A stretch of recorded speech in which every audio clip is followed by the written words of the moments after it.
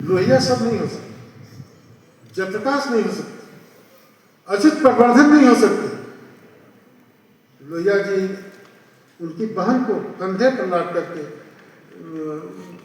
नेपाल ले गए। लोहिया ने गोवा डायमंड ड्यूब को सफल कराया। लोहिया ने आते आते थक कर नहीं राजनीतिक प्रयोग के रूप में देखा कि भारत में परिवर्तन कुछ लोगों के वजह से नहीं हो रहा है। एक ही नारा दे दिया 1967 में, क्या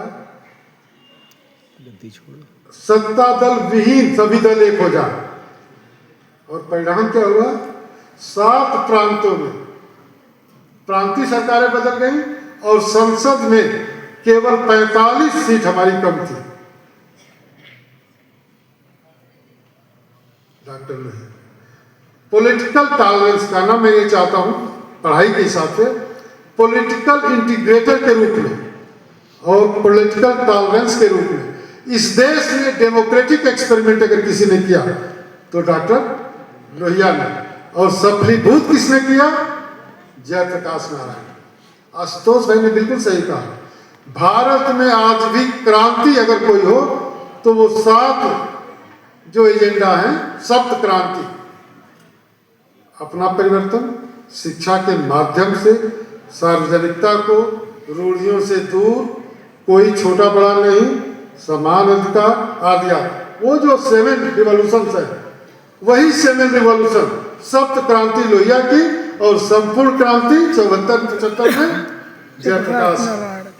सप्त क्रांति इसलिए क्रांति तक घाघरा से गंगा जहां जाके मिलती है, सरयू हमनी के धन ये गंगा जी का पानी का।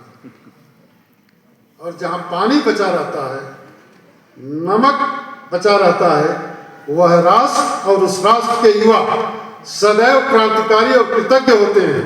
और जो राष्ट्र के प्रति कृतज्ञ होता है वही राष्ट्र की अस्मिता को बचा सकता है।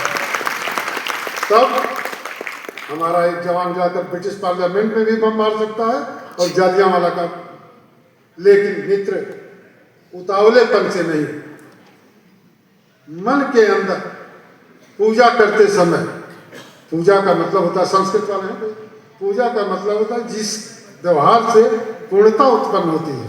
पूजा, पू मैंने पूर्णता, जा मैंने उसका, मनुष्य को पूर्ण होना है।